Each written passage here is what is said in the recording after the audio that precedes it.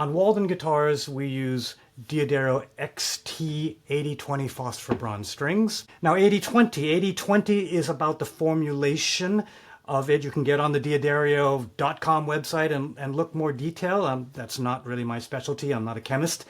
But the 8020 results in a loud and bright and responsive and powerful tone, which I particularly enjoy and think suit the Walden guitars and what we're trying to get out of our instruments tonally. Now, with all of that said, you need to find your own voice. Strings have a dramatic effect, or can have a dramatic effect on the voice of your guitar. Everything from, say, the old pre-war silk strings, or flat wound strings, or different formulations from different brands out there. It's not just a feel difference, but all of these different strings, as well as all of these different gauges, are all going to have an effect on the sound that the guitar makes, because the strings are the source of energy. Well, you are the source of the energy, but the strings are the communicator of that energy into the guitar. And the way in which those strings vibrate and move is going to depend on how they're wound. Think flat wound versus round wound strings.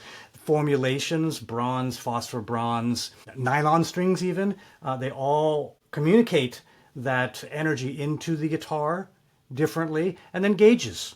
You know, some people, we use light gauge strings, 12s, which is pretty standard. Some people want to go heavier, 13s, for more power.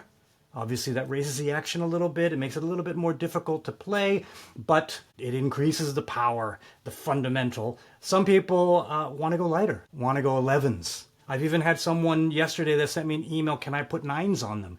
And 9s are those little squirrely strings that you put on heavy metal guitars. And it's like, can you do it? Yes.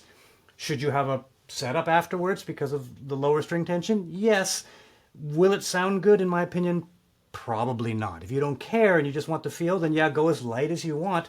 But remember, the strings have a certain tension, and that tension is less and less the thinner they go, and therefore the amount of energy that they can produce through your attack, your technique, and then start moving, start vibrating the instrument, start pumping the top and vibrating the whole unit becomes less and less energy, less tone, less energy, less volume.